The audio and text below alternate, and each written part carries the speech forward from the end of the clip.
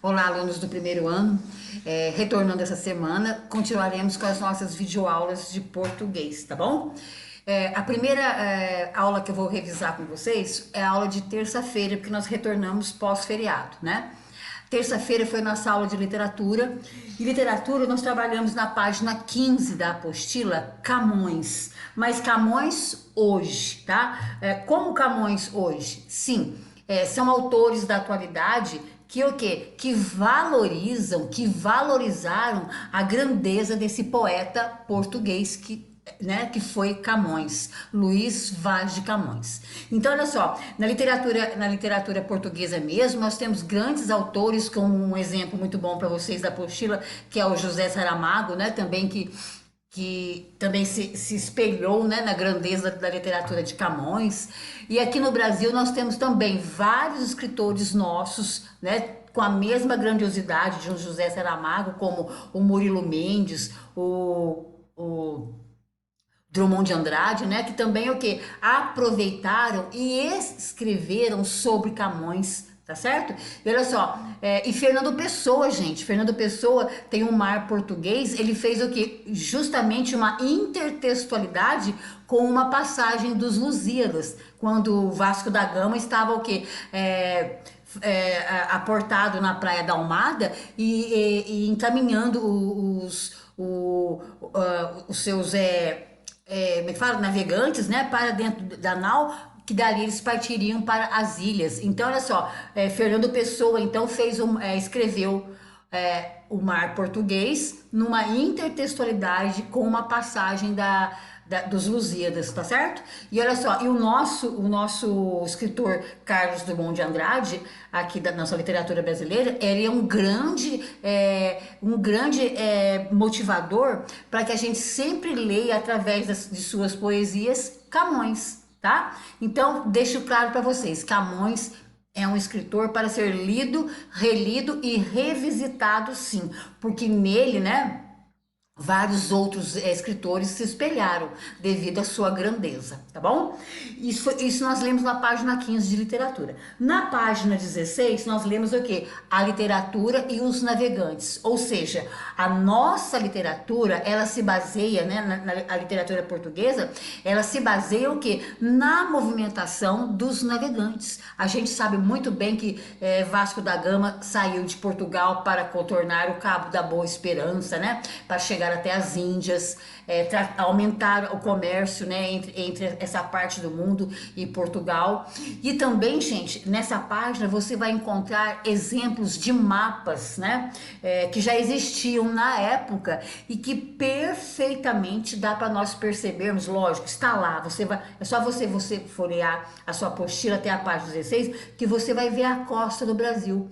Então, com toda a grandeza do povo português que se lançaram ao mar e conquistaram novas terras, eles já sabiam sim da existência do nosso continente americano aqui, sim, tá?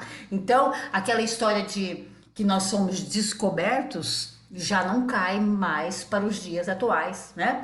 E mesmo, gente, olha só, uma coisa também assim enfatizada nessa leitura dessa página é que o que vários instrumentos náuticos Portugal já fazia uso, não tanto quanto os de hoje, óbvio, né? Tudo devido à sua época. Mas eram o quê? Coisas muito modernas para aquela época em sentido de navegação. O que muito, então, facilitou que eles tivessem tanto êxito, né?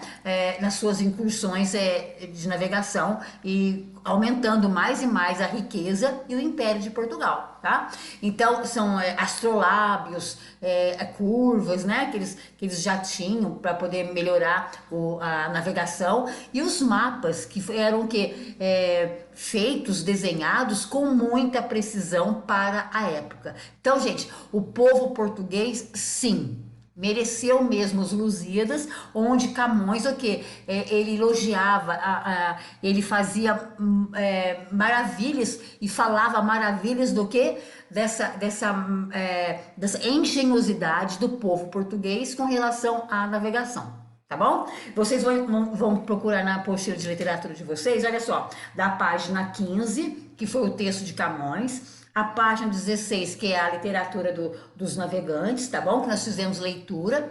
E depois nós fizemos exercícios. Olha só, do para praticar, que fica na página 19, eu trabalhei em sala as questões 1, 2 e 3, tá bom? Foi isso que nós fizemos na aula de literatura terça-feira, tá? E passando agora, vocês, na sequência, na quarta-feira, nós trabalhamos português, tá? Português, gente, olha só, nós já trabalhamos tipos de sujeito, tipos de predicado. Agora eu passei a trabalhar com eles interpretação de texto, né? A interpretação que se baseia no próprio texto. E também dentro desse texto nós temos o quê? Partes da gramática. Como sempre acontece, que é para o texto, ele também é para o nosso saber, para o nosso deleite, mas ele também se presta para nós a trabalharmos partes da gramática que a apostila trabalha nessa número 4 de vocês, né? Primeiro ano. Então, olha só, eu trabalhei com eles em sala do para construir. O texto Zumbi Vive, né? Explicando por que dessa grandiosidade do zumbi, né? E criado um feriado para a consciência negra no dia 20 de novembro. E nós trabalhamos, então, da página 15 e 16, onde tem esse texto Zumbi Vive. Nós trabalhamos as questões 15, 16, 17, 18, 19, tá? E a 20, tá bom? E isso nós fizemos em sala, tá? E depois eu trabalhei também no para praticar. Aí tinha mais questões de gramática, tá? Da página 17 e 18 da sua apostila, eu trabalhei as questões 5, 6, 9, 10, 11 e 12, tá? Então, 5, 6, 9, 10, 11 e 12 do para praticar nas páginas 17 e 18. Do para construir, 16 e 17, as questões de 15 a 20. Tá certo? Lá nós fizemos interpretação de textos e também o quê? Nós fizemos exercícios referentes a tipos de sujeito e tipos de predicado, sintagma nominal e sintagma verbal, tá? E na quinta-feira, a aula de produção de texto, nós estamos o quê? Na aula de produção de texto, nós fizemos o quê? Ó, trabalhamos o quê? Trabalhando um texto com um lado coerente, com um lado de coesão. E lembrando vocês, gente, que nós trabalhamos nessa apostila a coesão frásica, a coesão interfrásica e a coesão temporal. Tudo isso faz parte da gramática, tá? Essa é a parte da coesão, que é para construir o quê? Um texto bem alicerçado. Tá? E também pensando na seguinte maneira, um texto só muito bem coeso, bem amarrado, ele não tem sentido sozinho, não é verdade? Você pode colocar todas as regras gramaticais ali no seu texto, mas se faltar a coerência, o texto não faz sentido. Então, essas interpretações que eu trabalhei hoje na página 21, tá? Trabalhei a questão 10 e 11 e questões do Enem na página 21. Essas questões também deram continuidade na parte da interpretação de texto, trabalhando essa parte da coerência e da coesão, tá bom? E foi isso que eu trabalhei com os alunos do primeiro ano esta semana, já que a nossa semana começou na terça-feira. Aí semana que vem nós nos encontramos e traremos para vocês novos conteúdos das nossas aulas presenciais, tá bom? Até